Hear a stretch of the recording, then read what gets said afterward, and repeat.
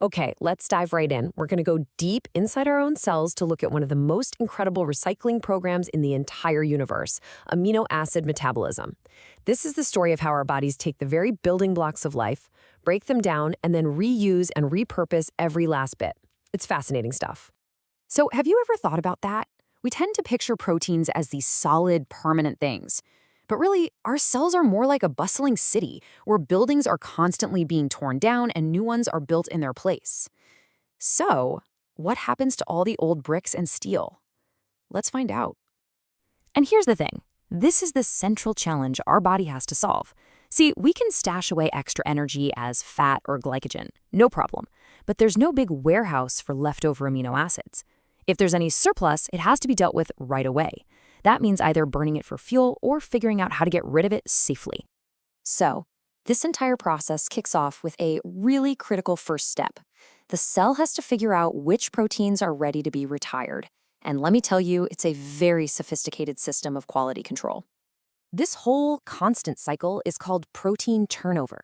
And it's not about being wasteful, it's all about being agile. By constantly refreshing its proteins, a cell can quickly adapt to new signals, change its metabolism on the fly, and, maybe most importantly, get rid of damaged parts before they cause any real trouble. So why does this even happen? Well, there are pretty much three main reasons. First, you've just got your normal day-to-day maintenance. Second, it happens when you eat a big, protein-rich meal and your body has to process all those extra amino acids. And then there's the third, more extreme case. During starvation, the body has no choice but to start breaking down its own essential proteins just to survive.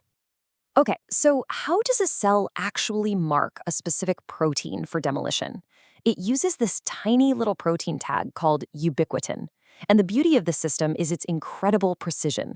I mean, think of it like a highly specialized delivery service. The E1 enzyme is kind of like the postal worker who preps the package. That's the ubiquitin. The E2 enzyme is the delivery driver who picks it up. But the E3 enzyme, that's the real specialist. It's like the GPS that knows the exact address, making sure that tag only gets delivered to the exact protein that needs to go. And once a protein gets tagged, its fate is sealed. It's sent straight to this amazing piece of cellular machinery called the proteasome. The best way to think about it is as a molecular paper shredder. This complex unfolds the protein and just chops it up into little pieces. But here's the really clever part. It spares the ubiquitin tags. It releases them back into the cell so they can be used again. I mean, talk about the ultimate recycling program. So the proteasome did its job, and now we have a bunch of free amino acids. But this creates a brand new challenge. See, every single amino acid has a nitrogen-containing group, and if that nitrogen gets released as ammonia, it is seriously toxic to our bodies. So how does the cell handle this toxic hot potato? Well, it uses a very clever chemical trick called transamination. Instead of just chopping off the amino group and letting it float free, the cell transfers it onto another molecule. It's a much safer way to move the nitrogen around without releasing that dangerous ammonia. Now, the essential tool for this job is a molecule called pyridoxal phosphate, or PLP for short. And get this, PLP is made from vitamin B6. You know, the stuff you get from foods like bananas and fish. It acts like a little chemical handle inside the enzyme, perfectly shaped to grab onto that nitrogen group during the transfer. It's just a perfect example of the direct line between the vitamins we eat and our most fundamental biochemistry. And this slide just shows that swap perfectly. The original amino acid passes off its nitrogen and becomes a simple carbon skeleton, which is now ready to be used as fuel. At the same time, that nitrogen is safely passed to a carrier molecule, turning it into glutamate. Think of glutamate as the designated nitrogen taxi. It drives around the cell, picking up all this nitrogen and getting it ready for disposal. So our glutamate taxi, now carrying its nitrogen cargo, heads mainly for the liver. You can think of the liver as the body's central detoxification plant. This is where that nitrogen is finally going to be converted into a form that's safe to get rid of. And the process that gets this done is the Urea Cycle.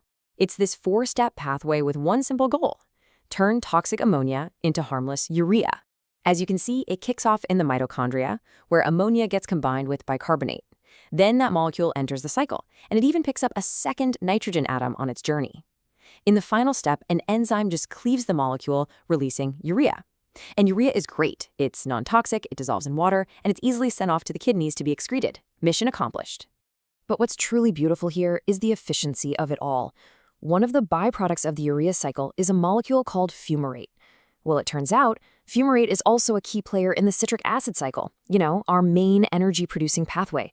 This connection, sometimes called the Krebs bicycle, is just a stunning example of how these major metabolic pathways are linked together to save energy.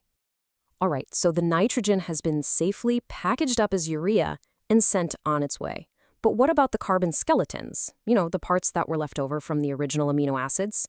Well, our body doesn't waste those either. They become valuable fuel. These carbon skeletons basically have two possible destinies. The glucogenic ones can be converted into new glucose, which is absolutely critical for your brain. The ketogenic ones get broken down into molecules that either jump right into our energy-producing cycles or get turned into ketone bodies, which are an alternative fuel source.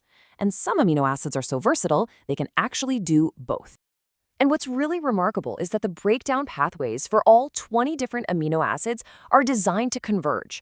They all feed into one of just 7 major metabolic intermediates. It's a masterpiece of streamlining, allowing all these different molecules to just plug directly into our central energy grid. Now, this whole intricate system is amazing when it works. But what happens if just one part, one single enzyme, is defective? This is where we see the real clinical importance of understanding all this stuff. These are called inborn errors of metabolism. They're basically genetic conditions where a single faulty enzyme creates a bottleneck in a metabolic pathway. And that can cause a buildup of toxic stuff or a shortage of something essential. So let's look at a real-world example. With arginosuccinase deficiency, a key enzyme in the urea cycle is broken.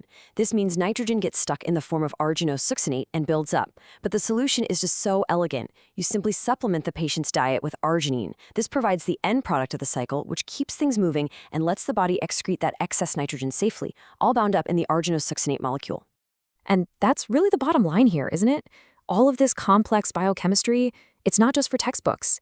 It's the foundation for how we diagnose diseases, design treatments, and come up with dietary plans that can literally save and improve people's lives. From tagging old proteins for destruction, to neutralizing toxic nitrogen, to repurposing carbon skeletons for fuel, our bodies are, without a doubt, master recyclers.